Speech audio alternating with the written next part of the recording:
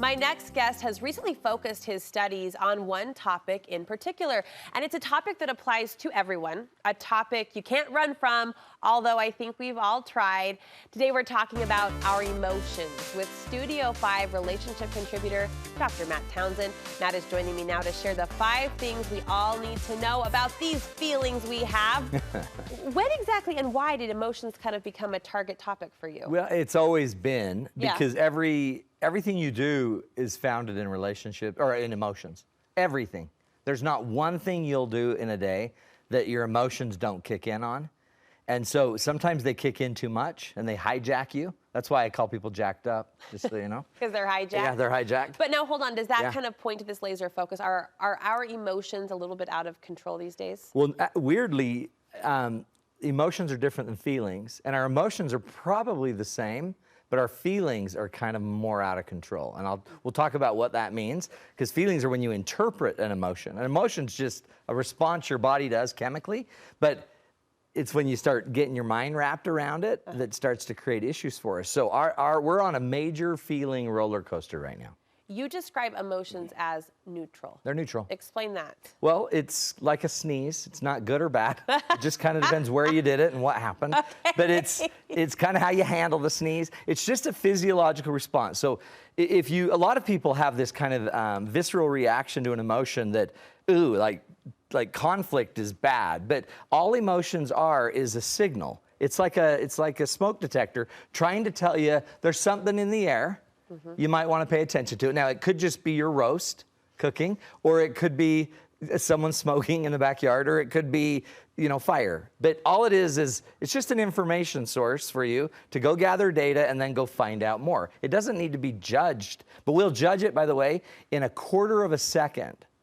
We make a judgment on what we feel. Like, this is good, this is bad. Yeah, good, bad, fight, flight. And sometimes she's just asking if she looks pretty in the dress. You need not freak. You need not fear. There's a bumper sticker. Right? You need not freak. You need not freak. And you point out emotions aren't going away. Like, what we feel is part of our everyday life. In fact, there's a really cool study where they asked 770 people, and we have an image of it, where they showed them a feeling. They talked about a feeling, and they got them into the feeling, and then they asked them what they were sensing in their body. And then they would draw on this chart what they were feeling. And if you look at right in the middle, there's a bright one that says happiness above it. When people feel happiness, they feel the sensation all over their body. Now look to the lower row, the blue one is depression. When somebody is depressed, they feel nothing. They have no sensation. If you look just next to the blue one on the bottom row, that is love.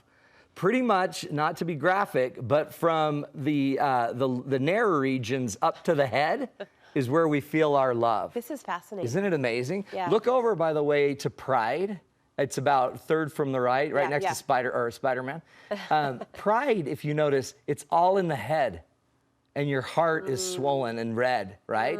If you look to Spider-Man next to him, that's shame. And shame is all in the eyes. So our emotions actually create sensation in our bodies. And then that sensation we notice. We notice we're getting flushed. We notice our mouth is drying. And then that weirdly creates more physiological response. So that's why our emotions start spinning on themselves. And then our feelings come after that. Yeah, and a feeling is when you start hanging and soaking cognitive thought around the emotion. So emotion, if you just think of it as a visceral reaction that your body just does. It's just fast. But the feeling is when you start cognitively hanging stuff onto it, making it good or bad, making judgments. You want us to know that emotions are contagious. They're contagious. Have you ever noticed that if you get mad, their tension spreads through the whole house, and then everybody's tense? Or if you're sad, or if someone starts crying in front of you, you catch it. And you start becoming more somber and mellow. Is that why we react so strongly to music, for example? Like a sad song will make us feel sad. Right, and weirdly, what it does is it creates the emotion, and then a few seconds later, you start hanging thoughts on it. Like, that reminds me of Jerry, and Jerry was the best friend I ever had, and we start spinning. All right, emotions, this is fascinating to me, only last 6 seconds? That's all you got to worry about, 6 seconds. 6 seconds, they come and go. 6 seconds, that's all it takes. That's an emotion.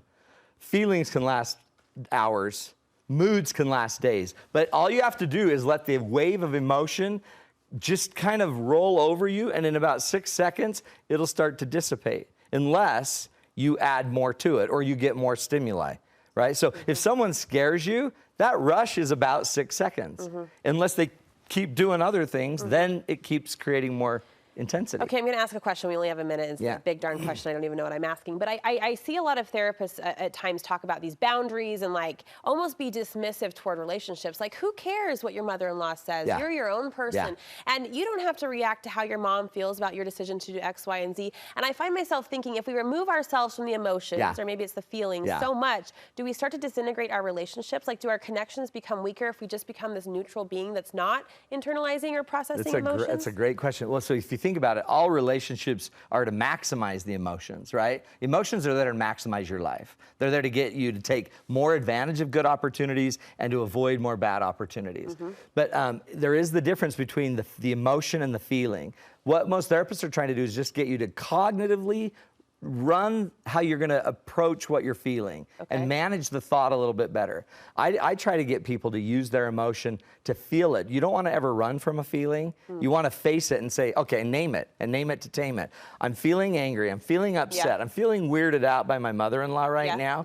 And then process that feeling and then do something productive about it. Like, go talk to her about it. Go bring it out. So it's the action that follows. Don't just try to boundary everyone out so you never feel, is I think what you're saying.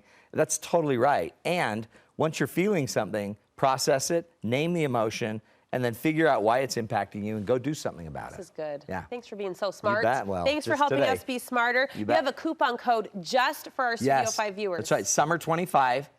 All you got to do is enter that in. You can get any of my downloads, any of my online content all the way through July. Thank you for that gift. Awesome. I love you guys. A summer gift, Summer 25, MattTownsend.com, any of your workshops, anything. Yeah, everything. That's a big deal. Go take advantage of that.